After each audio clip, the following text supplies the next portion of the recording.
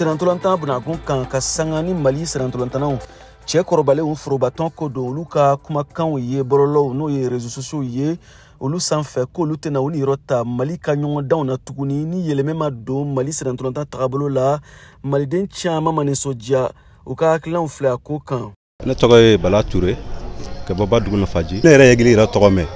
dusukundimi bɛ sin ka ne minɛ ten. U b'a fɔ k'u tɛ jamana wɛrɛ mɔgɔw de ye k'u ka drapeau défend quoi.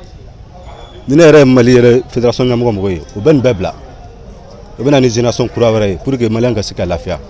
Zéro ka ladilikan tɛ se ka di olu ma parce que ladilikan ko t'olu la bilen an b'olu to yen sa de. Ni ko k'i bɛ ladilikan di u ma an b'an sigi o la olu bɛ to yen de dusu t'u la.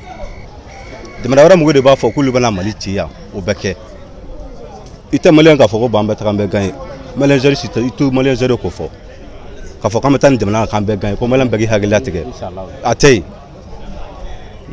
A bɛɛ dɔrɔn k'an ka duwawu kɛ duwawu bɛɛ kɛ dɛ mais duwawu bɛɛ kɛ min o y'a sɔrɔ dusukolo b'i yɛrɛ la dɛ. N tɔgɔ Manfa Kɔnɛ ka bɔ Burkina Faso. Bɛɛ ko Mali bɛ se balontan na ni diɲɛ bɛɛ di mais Mali supporter dusu kasilen don bi ka tɛmɛ supporter bɛɛ kan a yɛrɛ kɛlen komi k'i bɔ Malidenya la ala ni an ka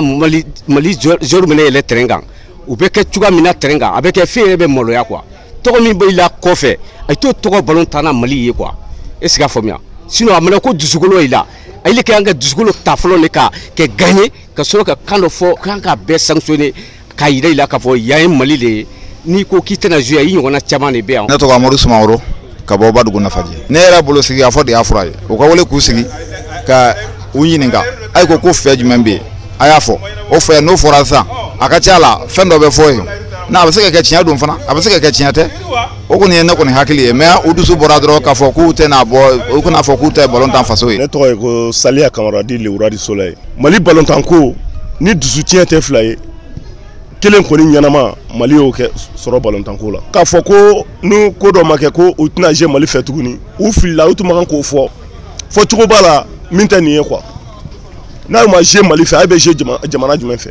balontanna baasi tɛ yen ko min bɛ u ka jamana tɔgɔ tiɲɛ ka se nin degré nin ma tan quoi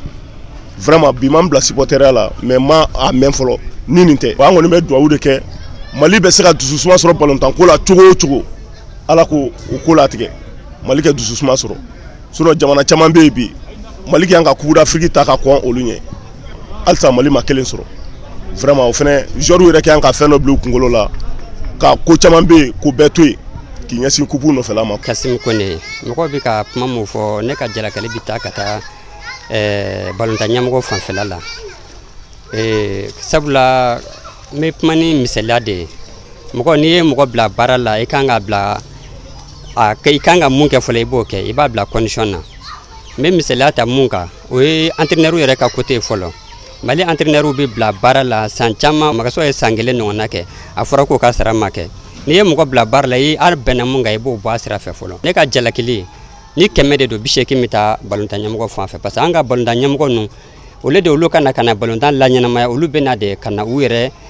u la ɲɛnamaya fɔlɔ. An bɛ don min ko bi Mali serantolanta fédération ɲɛmayaso ka fara Faricolo Ɲɛnajɛ ministriso kan